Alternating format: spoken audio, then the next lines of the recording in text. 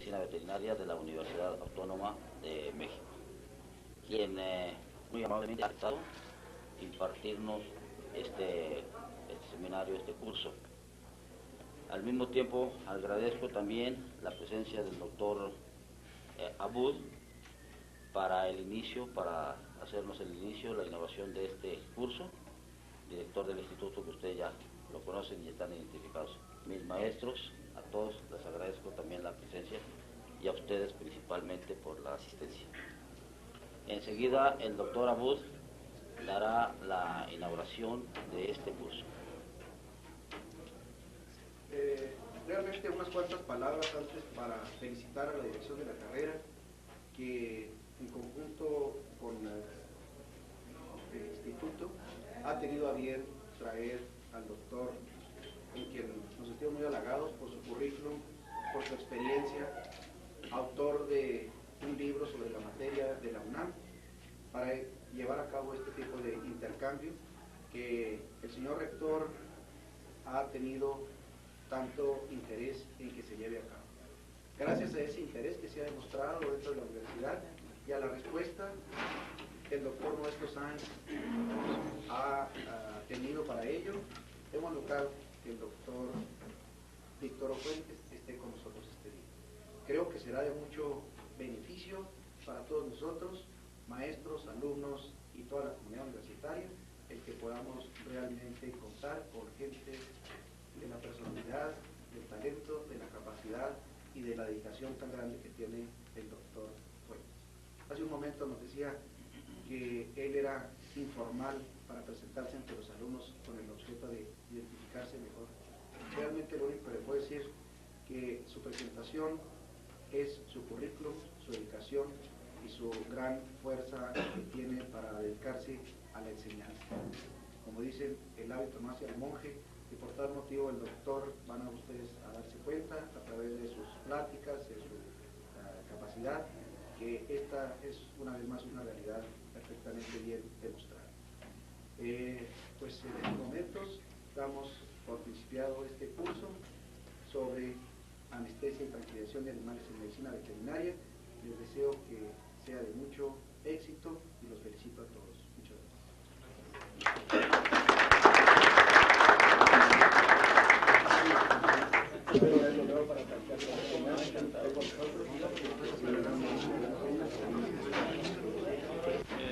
Una de las cosas que a mí me da mucho orgullo de la carrera de medicina veterinaria es que, aunque muchos de ustedes son tan incrédulos como ateos, que la carrera de medicina veterinaria es una de las carreras más científicas que ustedes se pueden imaginar y se plasma en la gran cantidad de laboratorios que lleva, en la gran cantidad de prácticas que deben realizarse y en la gran cantidad de trabajo que el maestro debe llevar a cabo para preparar sus clases, y muchas veces el maestro se ve incapacitado y tiene que recurrir a decir, caray, no lo sé, vamos a consultarlo, ¿no? Pero este es un esfuerzo que hemos hecho en la facultad, no nomás mío, sino de varios compañeros que han tratado de llevarlo a cabo. Y se van a dar ustedes cuenta que es una cuestión muy informal y espero que a ustedes les guste lo suficiente para que se den cuenta que la farmacología es la que hace al médico y es la que apoya al zootecnista, al genetista, al higienista, y en realidad es donde giran todas las ciencias veterinarias. Y podemos empezar con las transparencias. Que la farmacología es la ciencia que abarca el estudio de todas las sustancias que pueden afectar a los organismos vivos, puesto que los agrónomos usan medicinas para los árboles, los zoólogos, los que se dedican a los insectos, los entomólogos, los que se dedican al cuidado de plantas, de serpientes, etc. Todos requieren de medicamentos para curar a las diferentes especies vivas que existen en el medio. En sí, entonces la farmacología, podemos decir que es realmente los que lo va a hacer ustedes médicos, es la base de la medicina. La farmacología hace de la medicina una ciencia racional. ¿Por qué? Puesto porque si no hubiera la farmacología, los médicos seríamos unos empíricos. Y muchos de nosotros salimos a la carrera y nos transformamos en empíricos y nos olvidamos de ser médicos, porque únicamente recetan lo que recetan nuestros amigos, ¿no? Sin saber las bases de la farmacología. Aquí lo que queremos expresar es que hay dos tipos de médicos. El médico que se encarga de aplicar lo que se le viene a la mente, y el médico que es exclusivamente médico basado en las ciencias básicas, como lo es la farmacología. La historia de la farmacología se divide para nosotros en una forma rápida en la edad antigua, la edad media y la edad moderna. En sí, el hombre desde que existe tiene hambre de medicina. Ustedes lo pueden ver en los animales, en los perros, por ejemplo, en los gatos. Cuando se sienten un poco mal, sus trastornos gastrointestinales, andan tomando pedazos de pasto y comiendo pequeñas ramitas, y tienen una función, tienen dos funciones. La primera es antihelmíntica y la segunda es contra trastornos gastrointestinales. Entonces, desde que el individuo es individuo y tiene cierto grado de racionalización, requiere de la medicina para curarse. Pero también el hombre, desde que es hombre, pues se hace la guerra a sí mismo, ¿no? Entonces entra en conflicto consigo mismo y requiere de animales que lo transporten para llevar a cabo sus hazañas guerreras, ¿no? Va y se transporta de un país a otro para conquistarlos, como sucede en las primeras épocas de la humanidad. Esta es realmente una imagen de lo que es en aquellos tiempos. Sin embargo, esto sigue evolucionando, y si ustedes se ponen a pensar quién fue el primer veterinario, bueno, pues es difícil decir quién fue el primer veterinario, pero ya en la época de los romanos y los griegos se empezó a hacer la primera academia de ars veterinaria, que es donde se empezó a originar realmente la división entre la medicina veterinaria y la medicina humana. Aquí es donde se le llama a los caballos en la antigüedad, les decía, se llamaban veterini. No es hacia adelante. Los caballos, su primer nombre, no comercial, sino su primer nombre real, fue el nombre de veterini. Entonces todos los individuos que se dedicaban exclusivamente a mantenerlos en buen estado de condición de salud, de condición física, se les consideró como hipiatras o veterinarios, derivados del vocablo veterino, y de ahí se origina el nombre de veterinario. Esto también se establece una probable relación entre los dioses de las épocas antiguas, donde Isis y Osiris se supone que se juntan y establecen las bases o los lineamientos de la medicina. Ustedes recuerden del logotipo de la medicina veterinaria, pues no realmente es más que una extrapolación del logotipo de la medicina humana, donde se encuentran unas varas donde están enredadas con una serpiente, y fue Esculapio el que realmente hizo el diseño de ese logotipo. Nosotros posteriormente le agregamos la B para identificarnos como veterinaria. Realmente no necesitamos de la B para decir que somos médicos, pero sí las varas demuestran la capacidad de sabiduría y de raciocinio hacia el tratamiento médico veterinario de los animales. Se han escrito muchas obras de medicamentos, y hace muchos años, 2000 años antes de Cristo, se descubre el código de Hammurabi. Aquí esto se menciona porque es interesante que estos tipos ya empiezan a mencionar plantas medicinales, ya empiezan a hacer un acopio verdadero de las medicinas que se podrían usar en ciencia médica para los diferentes padecimientos. En Egipto, sobre todo, hace muchos años hubo una película muy interesante, se llamó Sinué, el egipcio, donde muestra a un médico que tiene muchos problemas para establecer su medicina, pero estos tienen mucho interés en Egipto con la medicina, y tenemos el papiro de Evers, que todavía menciona el aceite de ricino, la escila, el sulfato de cobre y el opio. Ustedes recuerdan, el aceite de ricino es un medicamento que es purgante, ¿no? Muchos de ustedes inclusive ya lo han experimentado personalmente. La escila es un medicamento que se usa mucho para control de plagas de la rata. Es un medicamento que tiene especial selectividad por la rata hembra y la mata, ¿no? Y se usa mucho en nuestro medio. El sulfato de cobre es un antiséptico, un astringente, y el opio, pues inclusive alguno de ustedes nos puede dar también alguna opinión personal, ¿no?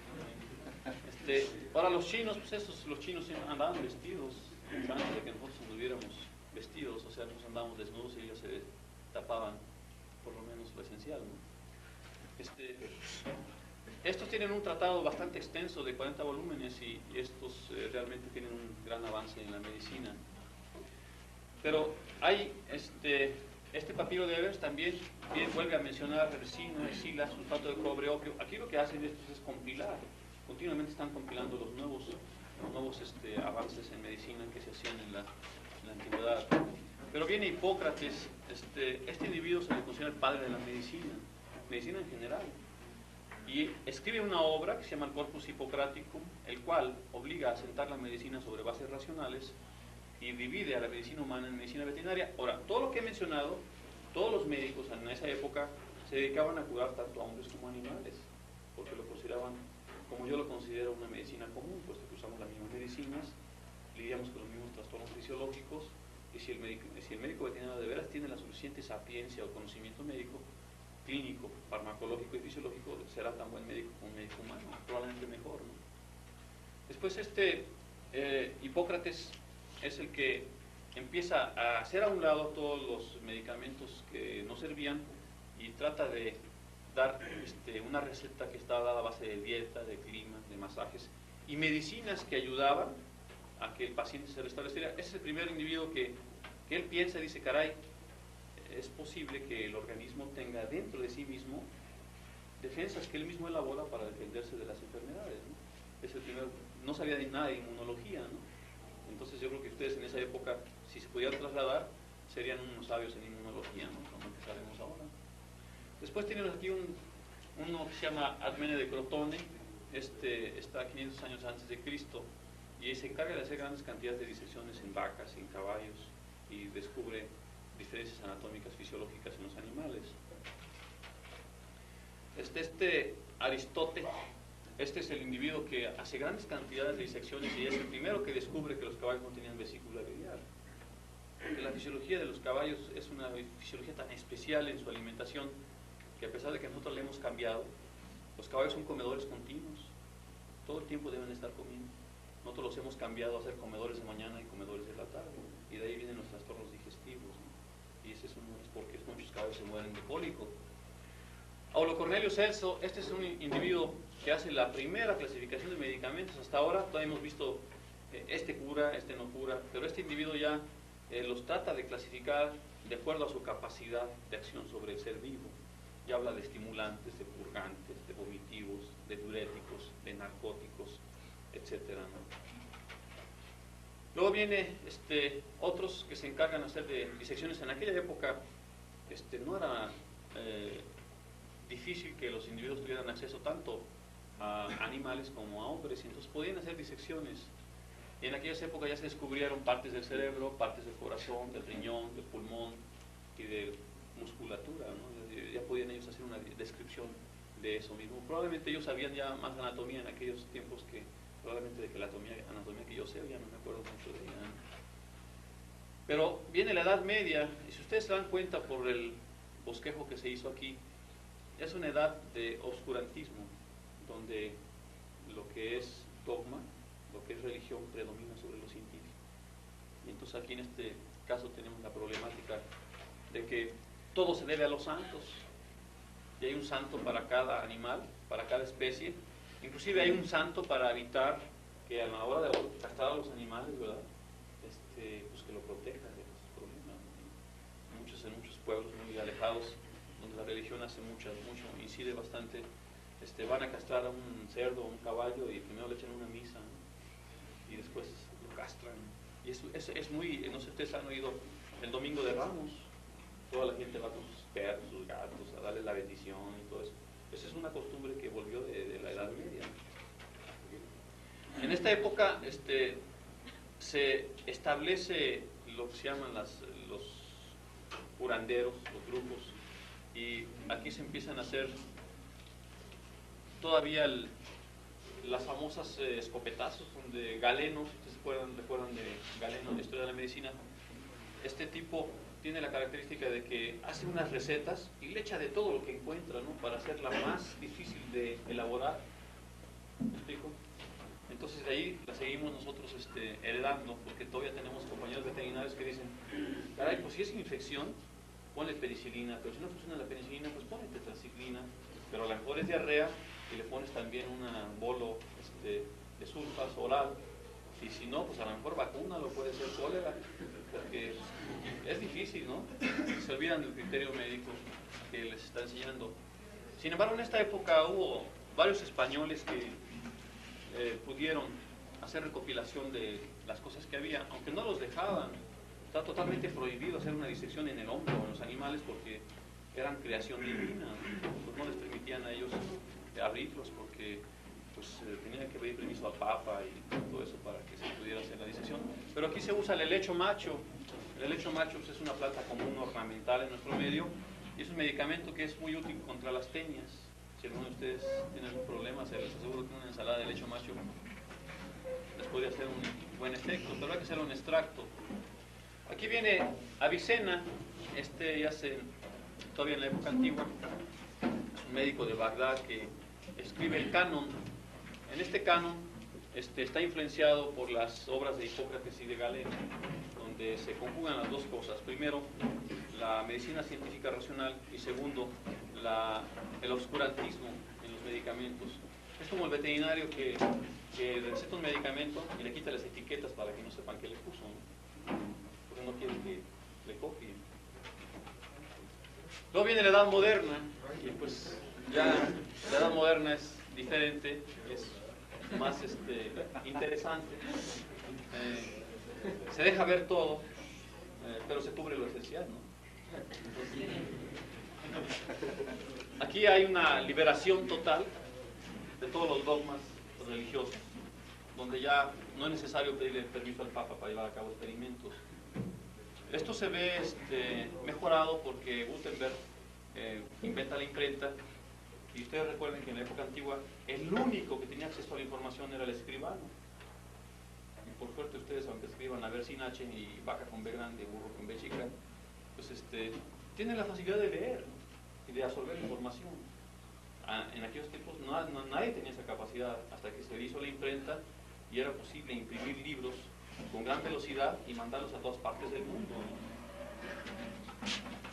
En este caso, en el siglo XIX viene el rompimiento con la edad antigua. Se quita uno de encima a los curanderos, aunque todavía hay unos muy buenos por ahí, que hacen limpias inclusive. Y se empieza a investigar los productos activos de las diferentes plantas, se empieza a investigar qué productos químicos se podrían idear para determinadas enfermedades. Muchos de los descubrimientos fueron por accidente. Recuerden ustedes a Pasteur, cuando su esposa prendió el boiler para poner el baño y tenían sus laminillas ahí, casi la agarraba a bofetadas, ¿no? Porque había cometido el error de haber calentado sus laminillas. Y cuando este tipo va y las ve al microscopio se da cuenta que se había fijado la tinción y estaban viéndose perfectamente bien micobacteria en tuberculosis, ¿no? Pero primero ya le quería pegar y después ya la besaba, ¿no? Y esos son experimentos donde por accidente se encuentran las cosas. Muchos de los encuentros científicos se hacen por accidente y muy pocos se han logrado. Ahora la farmacología molecular está tratando de que, si ustedes llevaron fisicoquímica, ¿sí, verdad? El conocimiento de la física y la química nos puede dar realmente el conocimiento de cómo funciona la vida. Entonces estamos ahorita a nivel de una farmacología molecular tan avanzada que podemos ahorita identificar un receptor a nivel molecular y decir cómo sería posible hacer una droga que se pudiera acomodar en ese receptor para antagonizar el efecto de una enfermedad, ¿no? Que eso ya es un avance sumamente grande. Aquí hay varios tipos que, si ustedes se dan cuenta, el aumento de la capacidad de información de esta época, la posibilidad de transmitir conocimiento rápidamente a través del periódico, a través de las revistas científicas, se viene un conocimiento muy grande de muchos inventos en todo el mundo. Leonardo Fuchs es uno de los investigadores más importantes. Valerius Cordus es un individuo que hace la primera farmacopea mundial en la cual se basa todo el mundo de la medicina. En esa época, en los años siglo XIX, el médico que no se graduaba en Europa pues no era médico, ¿no? Y eso era, todo el mundo quería ser hasta europeo, ¿no? Todo el mundo quería usar sombrero de copa, ¿no? Viene Paracelso, que es el individuo que establece la observación y la experimentación, que es la que debe regirnos a nosotros como médicos: observar, experimentar, escribir nuestros datos, llegar a una conclusión. Robert Talbot y Thomas Sydenham son dos ingleses que se van a Sudamérica y se dan cuenta que el paludismo es atacado por un extracto del árbol de la quina, y de ahí se establece una de las primeras terapéuticas. Adrián Helvéticus establece los productos activos de la ipecacuana. Viene William Withering. Este tipo es un científico inglés que, si ustedes han visto la dedalera en los campos, muchos de los animales tienen intoxicación por exceso de ingestión de dedalera. Y no es más que el producto activo, es la digital, que ataca al sistema cardiovascular. Y ustedes ya llevaron fisiología y recuerden las características vasmotrópicas, cronotrópicas, dromotrópicas del corazón, que son alteradas por la digital, y el animal fácilmente muere en un estado de colapso cardiovascular. Hasta la fecha ahora, en los tratamientos con digital se basan en las observaciones que hizo William Whitney hace más de 400 años, ¿no?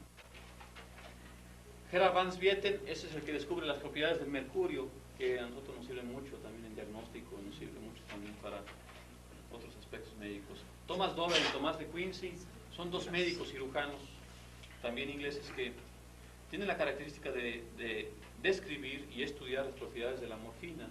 Inclusive ellos se vuelven adictos y ejercen la medicina hasta que se mueren siendo adictos, y escriben un libro, ¿no?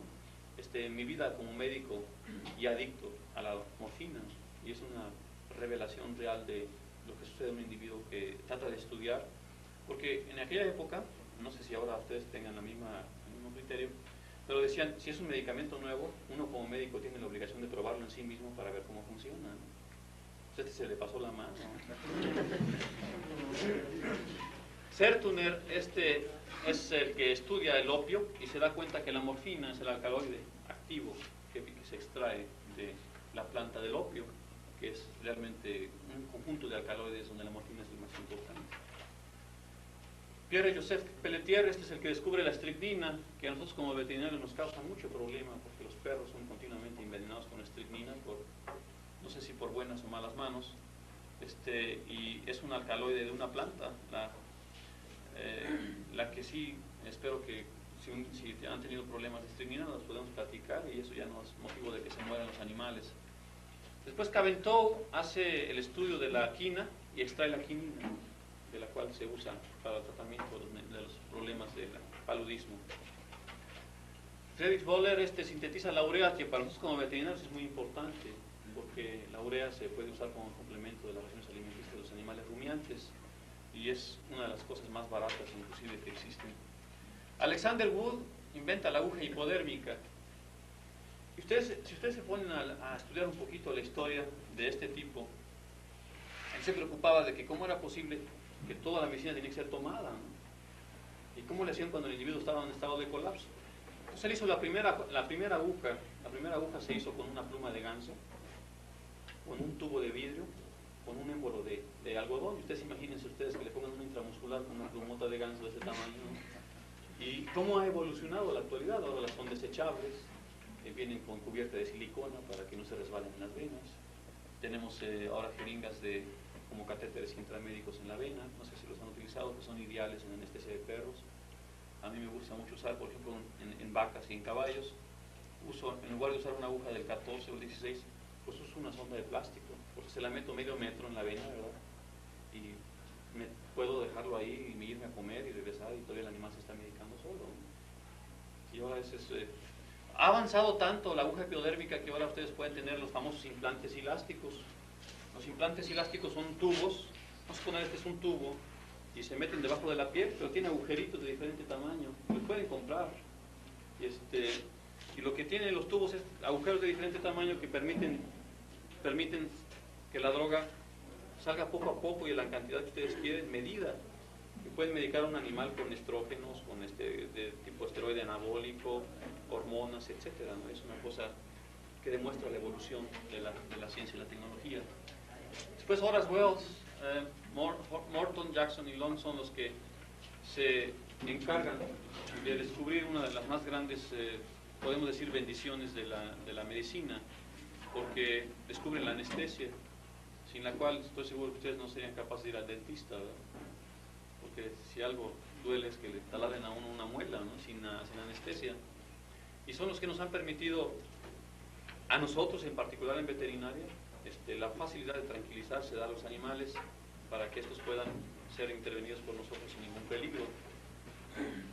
Francois Maillandy es el que establece la farmacología como ciencia experimental. Hasta aquí, toda la experimentación es por error, al azar, muchas veces por investigación sin ningún sentido, pero ya una vez establecido la metodología científica, se puede encontrar uno con Claude Bernard, que es un individuo en aquella época sumamente activo y que se encarga de estudiar la nicotina, el curare, la estricnina, los alcaloides del opio, el cloral, los anestésicos en general, porque ya él tiene suficiente tiempo para hacerlo, no había nada en esa época. Después viene el primer laboratorio de farmacología experimental y aunque ciertos políticos no lo quieran admitir, se estableció en Dorpat, Rusia, el primer laboratorio de farmacología. Y le tocó a Rudolf Buchheim el que empezó con este laboratorio. De ahí se viene el siglo XX y viene realmente un avance tremendo en la investigación científica. Se descubren las hormonas como la adrenalina en 1900, la insulina pura en 1926 por John J. Abel, es americano. Insulina en 1921, Van West sacan el premio Nobel por el descubrimiento de la insulina. Viene el Sarbarsam contra la sífilis por Paul Ehrlich, las sulfas por Gerardo Mack, que fíjense ustedes, 1935, cuando las sulfas se usaban para tinción de telas desde mucho antes, desde 1908, ¿no? Todo lo que tardó para hacer la investigación para sacar que las sulfas eran medicamentos que atacaban a gérmenes gram positivos, gram negativos, ya inclusive algunos virus, ¿no? La penicilina, un descubrimiento de pura suerte, donde Alexander Fleming, caminando, se encuentra que un pedazo de melón está manchado con un crecimiento bacteriano y se ve una lisis de bacterias alrededor del mismo, recoge la muestrita, se la lleva y se descubre que un hongo, Penicillium notatum, produce la penicilina. Este tipo, desafortunadamente, no lo hizo tan rápido como para que la penicilina tardó mucho para que la penicilina se pudiera hacer accesible para el tratamiento de las enfermedades. Esto no es más que el recordatorio de las varias doctrinas médicas que existen en nuestro medio. Por ejemplo, a mí me llama la atención que tengo varios primos que son médicos humanos, médicos cirujanos, y dice: yo soy alópata. Dice, la principal filosofía del alópata dice que si el paciente se muere y lo estoy curando, se muere curado. ¿Cuál es el problema? Se muere curado. Porque definitivamente curar al paciente es una exigencia del paciente, pero la misión del médico es curarlo, no curarlo, diagnosticarlo la enfermedad y comprobarlo la necropsia. ¿No es cierto? Hay que diagnosticar la enfermedad y comprobarlo la necropsia, pero realmente, obviamente, vas a tener una farmacología, ¿no? Esta es la alopatía, esa es una de sus principales doctrinas. Luego viene la homeopatía. La homeopatía se basa en que es otra doctrina médica. Desafortunadamente es una doctrina que en nuestro país tiene poco arraigo porque le falta mucho respaldo científico. Pero les voy a decir que en Alemania y en Francia el homeópata es como el médico cirujano aquí. Donde quiera, en cada esquina hay un homeópata. Y ellos se basan en que la medicina es más potente mientras más la diluimos. O sea que si tenemos una dilución de 1 en 10, esa dilución no es tan potente como la de 1 en 1000. ¿Me explico? Y eso es realmente... Ahora, yo les voy a decir, yo tengo 2 o 3 experiencias con un médico homeópata que está visitándonos continuamente en la facultad. Y les voy a platicar un caso nada más para que vean ustedes que todas las doctrinas médicas tienen algo de bueno y algo de malo, ¿no? En este caso nosotros recibimos un perro que tenía una espondiloartritis ossificante, no es más que un crecimiento de hueso entre las vértebras lumbares, y tenía obliteración de los canales de salida de los nervios espinales. Lo llevamos con los maestros especialistas y sacaron radiografías, hicimos análisis. Total, me dijeron: oye, pobre perro, mátenlo. No, va a sufrir mucho. Ya tenía parálisis del tren posterior, defecaba y orinaba sin ningún control. Entonces me llega este señor, es un señor ya anciano, me dice: oiga, no lo mate, yo se lo voy a curar. Entonces me dio medicina homeopática y como a las 2 o 3 semanas el animal ya está curado, ¿no? Inclusive el animal es un pointer inglés que es muy activo y anda en el campo, felizazo, ¿no? Hemos tenido otras experiencias con él en ese aspecto de que él, ahorita estamos diseñando un experimento donde él clama o dice que él cura la enfermedad de Newcastle. Ustedes saben, la enfermedad de Newcastle es una enfermedad viral tremendamente patógena que mata 100% de aves, ¿no? Pues él la cura, ¿no? E inclusive dice que es posible que se pueda hacer una mejor transmisión de inmunidad. Es difícil no creerlo, pero hay que hacer el diseño experimental para hacerlo.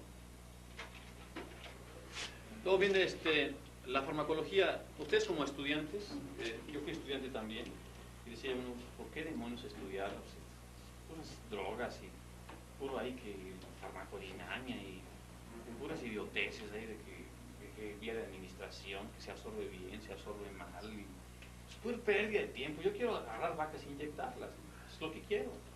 Buenos vaqueros hay muchos, inyectadores hay muchos, médicos hay pocos. Y eso se los digo en serio, porque médicos hay pocos. Vaqueros donde quiera los encuentran, y esta es una escuela de medicina veterinaria donde debe predominar la ciencia sobre los vaqueros, ¿no? Uno de los objetos a perseguir de la farmacología es que ustedes tengan el suficiente criterio médico para recomendar y prescribir medicamentos, basado en cómo funcionan.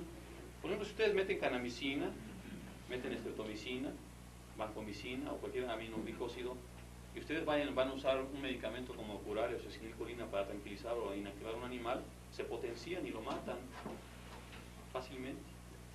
Ustedes usan cloranfenicol inhibe las microsomas hepáticos, y si ustedes anestesian al animal con pentobarbital o selanestesal, el animal les va a tardar 3 días anestesiado. ¿Por qué? Porque el pentobarbital se inactiva a través de los microsomas. Pero si ustedes ya les dieron en la torre con el cloranfenicol, pues van a tener problemas, ¿no? Y ese es el porqué se estudia farmacología, ¿no? Ustedes deben de preguntarse, como médicos clínicos, una serie de incógnitas sobre cada medicamento, que antes de aplicarlo en las diferentes especies animales que ustedes atienden, deben de saber cómo funciona. Por ejemplo, el cloranfenicol funciona matando las bacterias, pero tiene un radical nitrobenceno que es sumamente tóxico para el sistema retículo endotelial. Y ese puede matar a un animal por hemorragias, por falta de construcción de sus sistemas de coagulación sanguínea, porque inhibe la síntesis proteica. ¿Contra qué enfermedad se puede utilizar? Pues, caray, para atacar un absceso no necesito meterle una tetraciclina, ¿verdad? O meterle una lincomicina, una simple penicilina. ¿Por qué? Pues porque es un medicamento que ataca gérmenes gram positivos, que son los que producen la pus, y no hay necesidad de meterle más, además de evitar el absceso, ¿no? ¿Cómo aplicarse? No sé si ustedes lo han hecho, pero las penicilinas solamente, la sódica y la potásica, se pueden administrar por la vía subcutánea. Ustedes meditan penicilina bencílica o procaínica subcutánea, es posible que le produzcan un absceso al paciente. ¿Me explico? Ahora, las sulfas son sumamente irritantes porque son muy alcalinas y no se deben aplicar por vía intramuscular. Se usa, pero no se debe. La única vía aceptable es la vía oral y la vía intravenosa. Pero eso solamente se los va a decir la farmacología, no se los va a decir la experiencia. Porque precisamente el hecho de que haya libros de farma es que la gente se preocupa de que ustedes no pasen el mismo tiempo que uno pasa descubriendo aquello que ya está hecho. Entonces mejor lo leemos, primero para no evitar errores y para no pasar a perder tanto tiempo adquiriendo la experiencia. En farmacología tenemos varias ramas que nos van a ayudar a entenderlo. Por desgracia hay que estudiarlas, ¿no? Porque los libros por ósmosis no funcionan. La farmacodinamia, la que nos dice cómo funciona, la terapéutica nos dice qué cura, y la toxicología nos puede decir qué efectos adversos puede tener.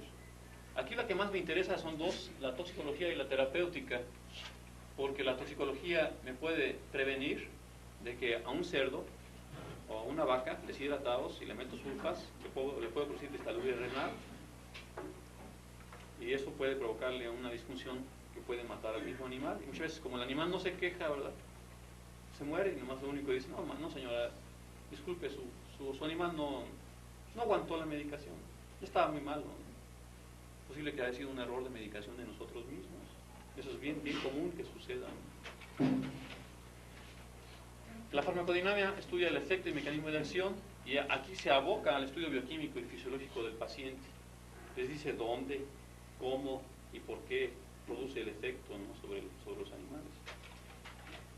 La toxicología también nos ayuda a tener venenos y antídotos, y esto nos obliga a estudiar el principio básico tóxico de los compuestos y poder prever un antídoto. La posología pues les ayuda a cuánto le van a dar a un animal pequeñito. No es lo mismo lo que le dan a un animal pequeño que le dan a un animal grande. El metabolismo de los dos es totalmente diferente. ¿Me aceptarían ustedes decir que el metabolismo del animal grande es mayor que el del animal pequeño? Bueno, unos dicen que no, otros dicen que sí. Pero ¿cuál es el que tiene mayor metabolismo? ¿El animal grande por grande o el animal pequeño por pequeño? Pues este es más rápido, ¿no? La frecuencia cardíaca inclusive de un animal pequeño no la pueden ni contar. La de un animal grande, mientras más grande, no sé si ustedes han tenido la oportunidad de oír el corazón de un elefante, ¿no? Y se tarda como un minuto, es un ariete grandote, ¿no? Y si oyen el corazón de un pollo, pues nomás oye una maquinita ahí adentro, ¿no? Un motorcito, pero no se alcanza a oír la frecuencia cardíaca. También van a usar la metrología. Sí, pues su nombre lo dice, ¿no? Las medidas, los pesos que se usan. Porque nosotros en veterinaria, por desgracia, tenemos que usar picogramos, nanogramos, miligramos, gramos, kilos, partes por millón, ¿me explico? Por cientos, que eso a ustedes les va a redituar.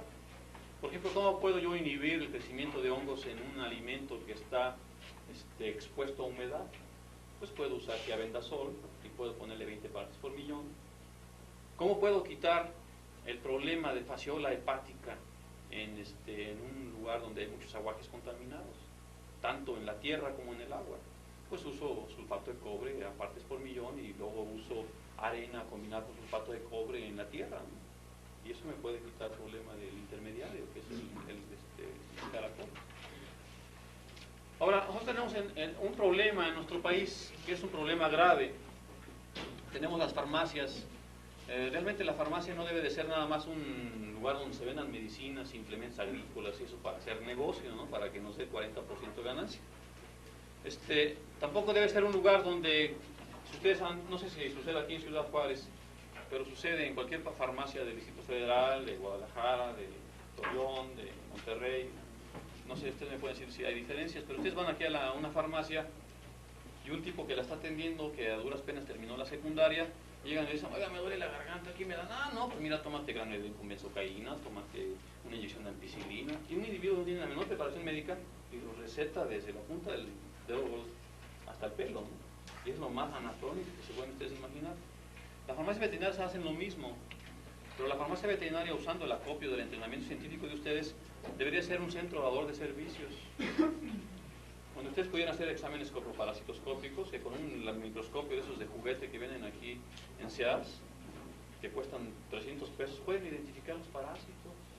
Es bien sencillo, una solución de glucosa concentrada, ¿verdad? Los maceran y los dejan subirse a la superficie. ¿Por qué? Porque físico-químicamente tienen menor peso, menor densidad, y ustedes más toman la muestra, le ponen pobre objetos y no necesitan conocerlos, nomás compararlos con sus cartas. La farmacia debe dar servicios de hematocrito, de biometría hemática, debería hacer diagnóstico de enfermedades como de moquillo, de leptospirosis, que son muy importantes. Deberían hacer en esta zona, deberían hacer frotis de sangre para ver si hay filariasis en los perros y prevenirla, etcétera. Me explico, ¿no? Que debe ser un centro dador de servicios, además de vender sus antibióticos, ¿no? Y sus implementos, pero el veterinario debe ser no el individuo que se sienta atrás a ver quién llega, ¿no? Para espelucarlo, ¿no? Sino el individuo que profesionalmente está dispuesto a darle servicio a ustedes como médicos, estudiantes de medicina veterinaria, y a los médicos que andan en el campo trabajando continuamente y que no pueden venir a hacer sus propios estudios, ¿no? La farmacognosia es la que estudia las propiedades físicas y químicas de los medicamentos de origen animal y de origen vegetal, porque lo que hace es hacer extractos para encontrar los principios activos, y eso es la forma más antigua de producir medicamentos. Hay términos antiguos como materia médica, este es el que abarcaba todo, es muy extenso y ya no se usa. Quimioterapia es la que originó Paul Ehrlich, donde dice que una enfermedad, una bala, es un medicamento, ¿no? Y ustedes pueden hacerlo, pero una cosa es preguntarse qué es lo que quiero hacer y qué estoy dispuesto a hacer. Todo está en la farmacología. ¿Quieres atacar un absceso, una infección sistémica, una endocarditis bacteriana? Te da la pauta.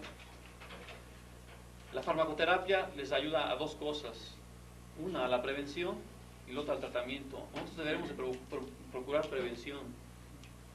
porque en la prevención está evitar la pérdida económica, sobre todo a nivel de nuestra ciencia veterinaria. Nos vamos a encontrar con una palabra bien molesta en farmacología, se llama farmacocinética. Y lo dice su nombre, si ustedes recuerdan un poquito de las raíces griegas y latinas, que creo que son indispensables para todo médico. La cinética del movimiento, o sea, el movimiento de los medicamentos a través del organismo animal. ¿Por qué demonios estudiar eso? Pues qué caray, total, le entra y si entra sale, ¿no es cierto? Un medicamento puede ser absorbido, distribuido, biotransformado, pero puede no ser excretado porque a lo mejor tiene el animal un problema hepático, un problema renal. O por ejemplo el caso antiguo que se usaban las fenotiacinas en los caballos para desparasitarlos. La misma fenotiacina inhibe el peristaltismo del animal y se produce una intoxicación del animal por exceso de absorción. O por otro lado vamos a ver que el animal tenga una diarrea tremenda de tipo nervioso, como sucede en caballos, y le meten una medicación y es tan rápido el tránsito intestinal que no lo alcanza a absorber, si no el medicamento no sirve. ¿Me explico? Eso es bien importante. Ustedes tienen la farmacología clínica, es la que les va a ayudar a entender el efecto del medicamento sobre el individuo enfermo. Si ustedes no lo entienden, es posible que la adición del medicamento equivocado les dé un animal más enfermo, porque a lo mejor le están perjudicando algo al animal que le puede afectar. Nosotros hemos tenido casos en que hemos tenido choques en caballos que se están medicando con Sparine o con CDP y se chocan y se caen al suelo. Entonces llegan corriendo los médicos y sacan unas jeringotas de adrenalina y los quieren revivir.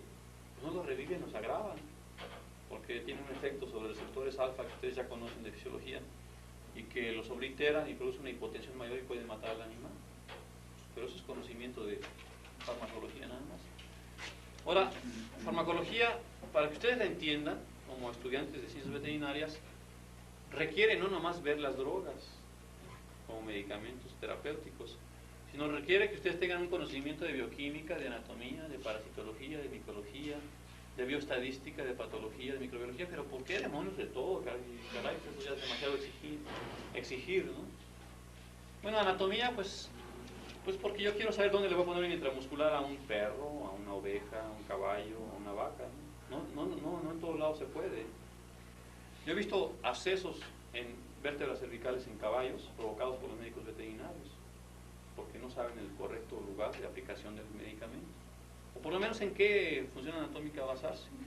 Por ejemplo, en borregos cuando se desparasitan con medicamentos tan comunes como levamisol o ripercor, cualquiera de esos, el médico los inyecta en la porción femoral posterior y los pobres borregos salen cojeando y se van cayendo en 3 patas los pobres. Bueno, ¿para qué provocar esa reacción que se ve mal para uno como veterinario? ¿Por qué uno usa los músculos semimembranosos, semitendinosos? Ya los conocen. Es más fácil, ¿no? El animal no se choca, no tiene mucho.